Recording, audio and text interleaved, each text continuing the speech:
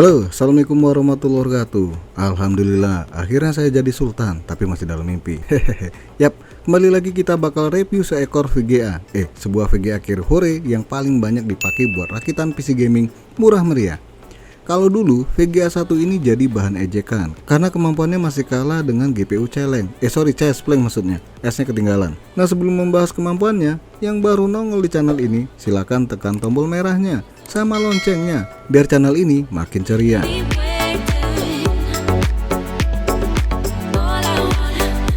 Nvidia GT 1030 2GB DDR5 64 bit. Ayo, adakah dari kalian yang masih pakai VGA tipe ini? Pasti ada dong. Namanya juga VGA murah meriah, pasti banyak yang pakai, termasuk saya. VGA ini ditargetkan untuk entry level. Ya memang 1030 merupakan VGA seri 1000 kelas paling bawah untuk PC desktop. Tapi ada juga adiknya nih yang masih pakai VRAM tipe DDR4 dengan GPU yang sama. Harga pasaran VGA ini variatif ya. Ada yang menjual 1 juta, ada juga yang menjual 1 juta lebih. Bahkan VGA ini pun masih ada barunya, dijual di kisaran 1,6 juta rupiah. Harga ini secara nggak langsung bersaing dengan GPU lawas kondisi baru yaitu GTX 750. Tetapi ternyata masih kenceng GTX 750. Bedanya 1030 udah direct 12, sedangkan GTX 750 masih 11.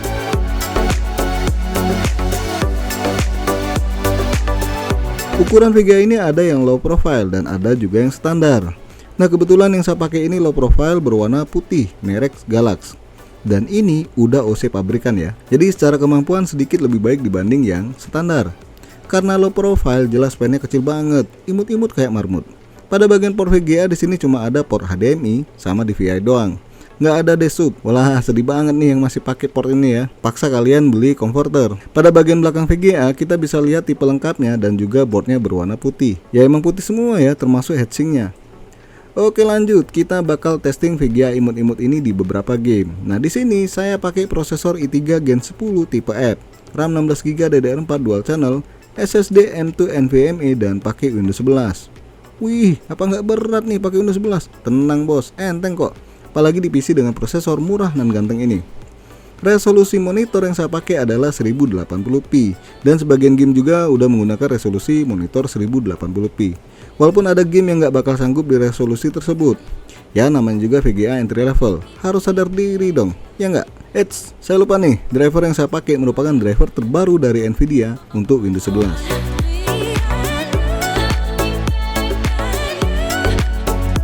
PES 2021 update. Nah, di game PES ini resolusi kita atur 1080p, frame rate 60 fps, facingnya enable 1. Kalau kita lihat spek yang dibaca PES ini, jelas tipe GPU sama VRAM-nya kedetek bad. Jahat banget nih game ya, semua udah nggak bad. Yang good apa dong? Render sendiri itu low ya, hasilnya widih lancar bos, stabil di angka 60 fps. Ya kadang-kadang di bawah ya, tapi tetap aja lancar jaya. God of War, wow, game berat ini bos. Tenang, kita atur ke low semua. Resolusi 1080p, scale-nya kita bikin 50%. Dan settingan gamenya itu low. Hasilnya mengagetkan maksudnya. Biar kata frame rate cuma di angka 30-an fps, tapi cukup lancar loh. Ajib nggak? Ayo, bisa nggak seri GTX 750 main game ini? Nggak bisa dong, karena God of War itu butuh VGA direct fitur level 11.1. Sedangkan GTX 750 hanya 11 doang. GT 1030 direct 12 cuy.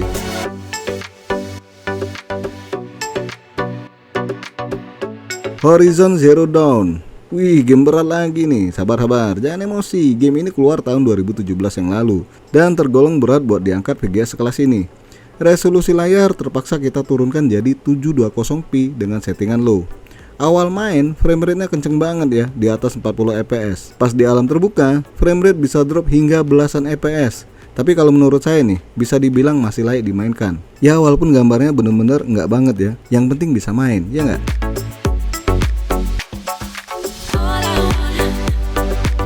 Resident Evil Village, game yang tergolong baru ini bener-bener menguras kemampuan sebuah GPU. Ya VGA sekelas ini mah harus sadar diri, sadar woi. Sorry, kebawa emosi. Resolusi layar saya set di 720p, settingan low semua. Hasilnya luar biasa. Game berjalan seperti siput, slow mo sepanjang permainan. Ini bagus ya, buat ngelatih kesabaran.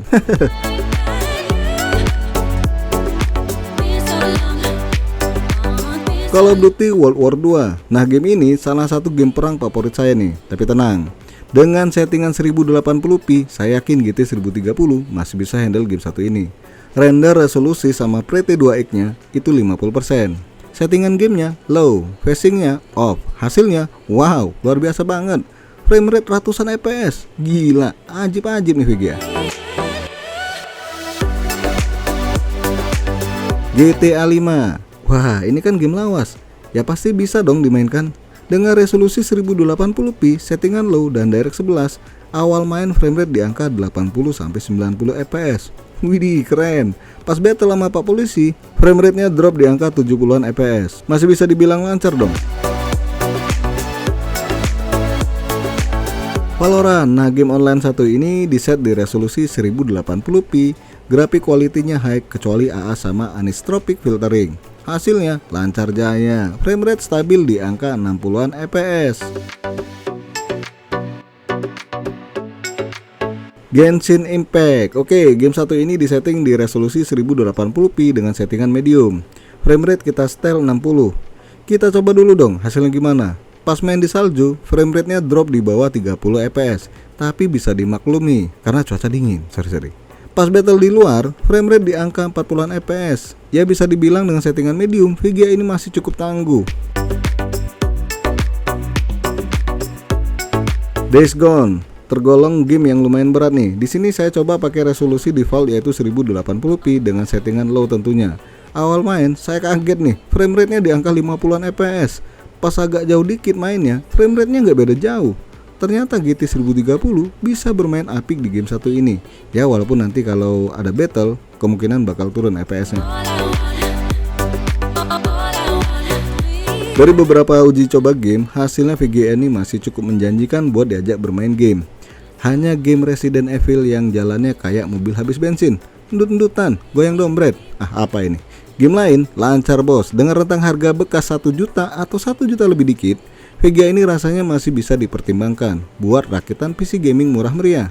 Kesannya remeh ya, karena buswidth-nya cuma 64 bit, tapi faktanya ajib-ajib. Oke guys, sampai di sini aja dulu review VGA Kirihori yang paling banyak dijadikan rakitan PC gaming murah. Jangan lupa untuk subscribe, like, dan share. Terima kasih udah mampir di NK Channel.